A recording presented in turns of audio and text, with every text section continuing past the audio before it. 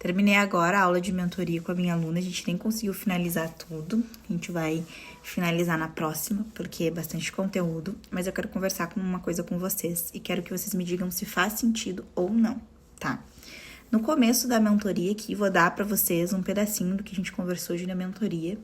A gente falou um pouquinho sobre as crenças, né? E a gente começou introduzindo a primeira lei do pertencimento e a falar.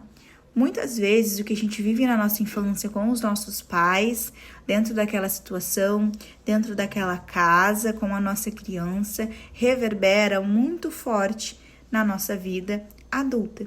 Então eu vou dar um exemplo para vocês que é ouro, que vira chaves e que virou uma chave extraordinária na minha vida, que é o seguinte.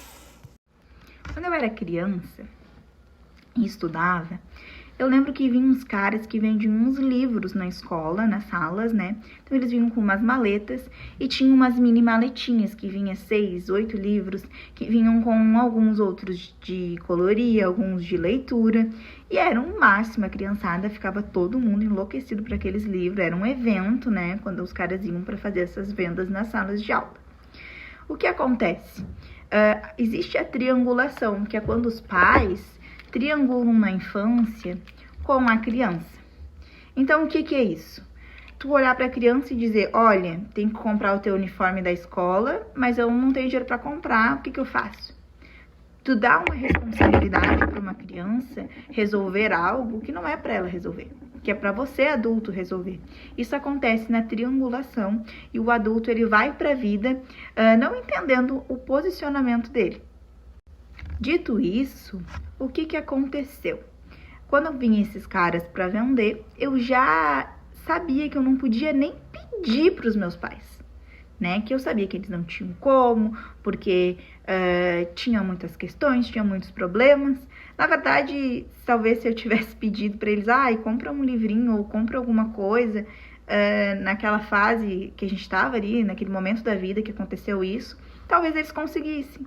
Mas eu sentia que eu não tinha nem direito de pedir para os meus pais aquilo. Que eu não tinha direito de querer algo para mim, porque eles já resolviam muita coisa, porque eles já davam conta de coisas que eles tinham que dar mesmo. Só que eu não entendia, então, nesse papel da triangulação. Acontece que quando eu fui para a vida, quando eu virei adulta, quando eu cresci, eu ainda acreditava que eu não tinha direito de ter as coisas, que eu não tinha direito de conquistar. Então, quando eu saí da escola, né, que eu me formei ali no ensino médio, eu fiquei um ano sem fazer faculdade. Por quê? Porque eu achava que eu não tinha direito de ter faculdade. E a gente vai pra vida, não só eu, mas acredito que você também, achando que a gente não pode. Então, eu não tenho direito de ter um carro bom, eu não tenho direito de ter uma casa boa, eu não tenho direito nem de ver o valor daquilo, porque eu não tenho direito de ter isso, eu não tenho direito de ter as coisas pra mim. Então, às vezes, acontece, né? Tudo aqui é uma possibilidade, eu tô dando relato de como aconteceu comigo e de algo da nossa criança ali, de sistema que acontece, né? E muitas vezes a gente repete. Então, eu acreditava que eu não tinha direito, assim como a minha criança não tinha, de querer as coisas, de ter as coisas, de pedir, de falar.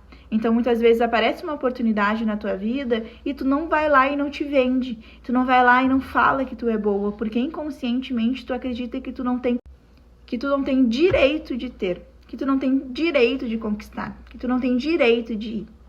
Me conta aqui se faz sentido pra ti isso. É um dos temas que a gente trabalhou hoje, né? Falando um pouquinho de pertencimento, de pertencer à nossa família, de pertencer ao nosso sistema e como a gente escolhe muitas vezes coisas para que a gente seja pertencente. É claro que existem exceções, isso é óbvio, graças a Deus, nada aqui é veredito, então tem como a gente mudar a nossa mentalidade sim. Mas a grande maioria, muitas vezes vira um adulto colapsado, que não consegue resolver, que não consegue fazer, que não consegue ir, por causa dessas crenças, desse pertencimento à família, por causa dessas feridas, desses narrativos, desses emaranhamentos. Então me conta aqui embaixo se tu gostou do que eu disse e se fez sentido a minha história com a tua vida.